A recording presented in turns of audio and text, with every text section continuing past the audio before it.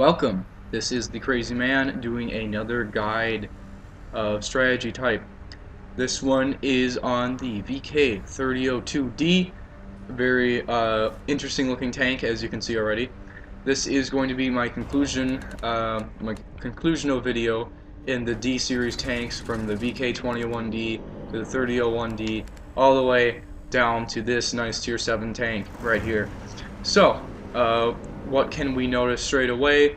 There is a 8.8 on this thing, which is fairly strange. It's on a small turn turret, which some of you may remember back from when the Panther did not have the short turret that only held a 7.5.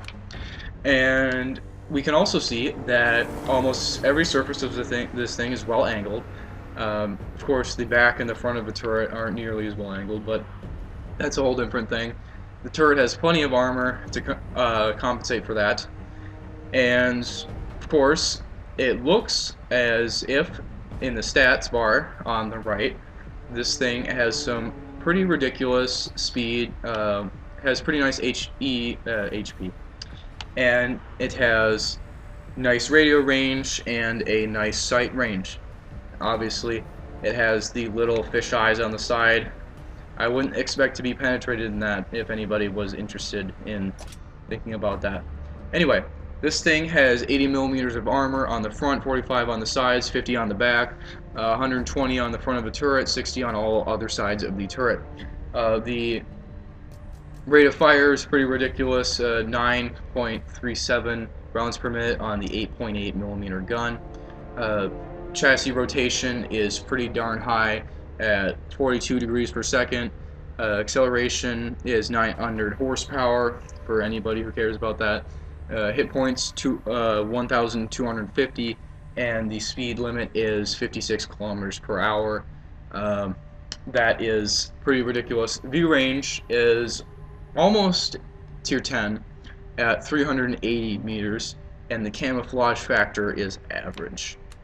Better than the Panther, actually. So, this thing is a compact tank.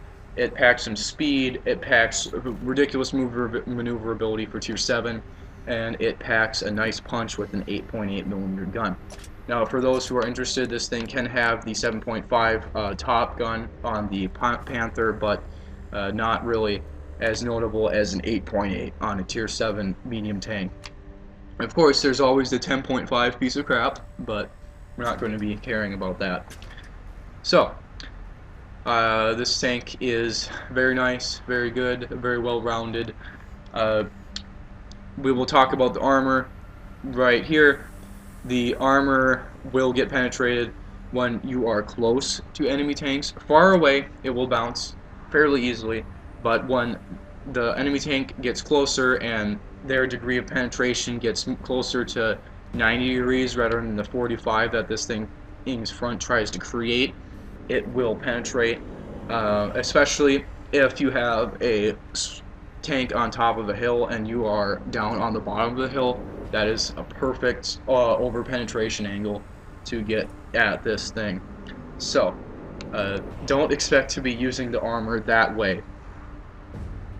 If in fact you are the top tank though, I would expect that you could absolutely pulverize everybody without taking any damage, because tier 6s will not penetrate this thing unless they are directly on it, like hugging it with a 90-degree angle at the sides and rear. So this thing can bounce some shots off the sides and the rear, which is ridiculous, and it's pretty fun. You would never expect such a thing, but it happens a lot. And of course, it bounces all over the place on the turret.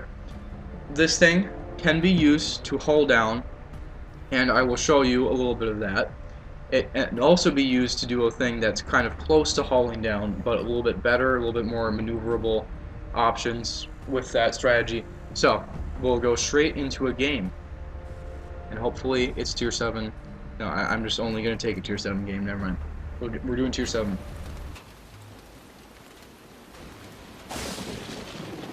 Right. We got ourselves a tier 7 game. I'll take it. I have been having the worst of luck trying to get a tier 7 game in this tank. Alright, anyway, this is a fair map for this tank. Sadly, I won't be able to do very many hold down tactic kind of things, but I hope you guys do get the gist that this thing's turret is ridiculously well armored, and you can, in fact, cover yourself up, move around a bit, make sure that people are generally confused about where to shoot you, and that hopefully they just keep bouncing off and they don't know what to do. And of course, on this map, we will be playing the urban style, where you kind of pop in and out of cover every once in a while to get yourself a good shot or two, kill some people, do some damage, and rush through areas that are open. This tank is very good at rushing at areas that are open. Another thing that I may want to note is that for some reason or another, artillery really just loves to shoot at this tank. Not really sure why. I mean, if I was an artillery tank, I wouldn't be like, oh, there's a 3002D, let's go all shoot at it. You know, I would probably shoot at heavy tanks first, but generally speaking, this thing gets shot first. When it comes to shot for shot, you're probably going to get killed if you get stuck in an area with an artillery tank that really wants a kill. So just watch out for that. Games with lots of artillery, not too good for this thing. Somehow I managed to evade all suspicion, which probably won't last long right now, but as you can see, I've entirely flanked the enemy. I haven't even been spotted yet. This thing's camo factor is so high that I can do stupid crap like this without being spotted. If I were any larger, I might have been spotted already. And now I can perform my good work from behind enemy lines. A little rolled on that one. I wouldn't shoot HE on this thing, not really a prime idea. Just FYI. And of course, I'm going to stay as far away from these guys as possible while I'm doing my damage. I'm not going to get anywhere nearer than I am right now to the enemy enemy tanks, and I will attempt to stay relatively unspotted and unscathed throughout the entire battle.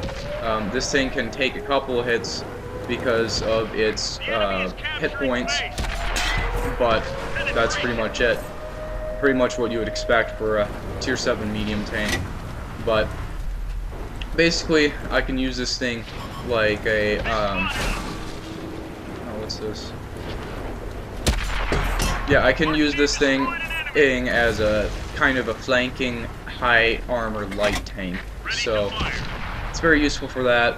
Can bounce some shots. Not often, but happens. And I think that is just about it for the things that I can tell you about how good this tank is. I mean, you really just have to play it, get into its finer details, but this is definitely a really good tank. I'll just make some commentary on any strategy that I notice myself applying while I'm playing here. So obviously, like I said before, you don't want to get near any of the tank destroyers with big guns. Stay a little bit far away, make damage wherever possible. And I know my team is getting screwed right now. I haven't taken any damage all battle, kind of the goal. Ready to fire on target. Look out, enemy spotted. Oh my god. Another one down. Enemy armor is damaged. Okay. That was close. Ready to fire. First damage of the game from a shotgun artillery tank. Alright. Tracks back up. Go, go, go.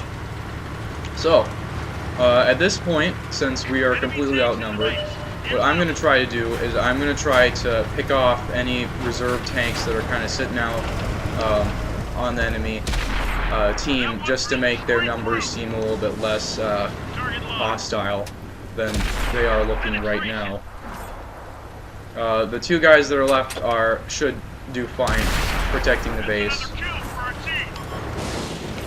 They've spotted What I'm us. here for Looks like that getting one rid went of right through. anything extra that might flank my teammates. We hit 'em hard.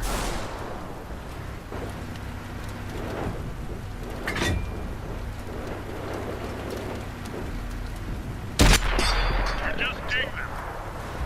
And of course, I've totally missed that my teammates got killed to death. Enemies are capturing the base. Enemies looking right at us. Start some guys on fire. Enemy is hit. Damage. Probably gonna get killed from behind here, but Reloading. anyway.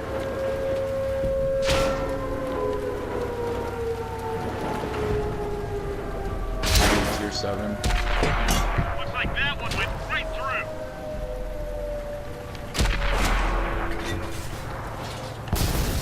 Locked on. Torched him. Obviously, I'm using my terrain and my maneuverability to any advantage that I can make of it. They've This spotted point. us. I'm probably gonna get SU-100 wide in the side, but it's just what's gonna have to happen. Yep. Bail out. This vehicle's hit. Alright. And that is what a relatively good game looks like in this tank. I'll see you guys next time. Actually, no, not next time. So, almost 4,000 damage, top of the team, did more damage than everybody in the game. That is a little bit of how you do it on an urban map. Obviously, you want to hold down on an open map where there's lots of people to shoot you and lots of space to do it in.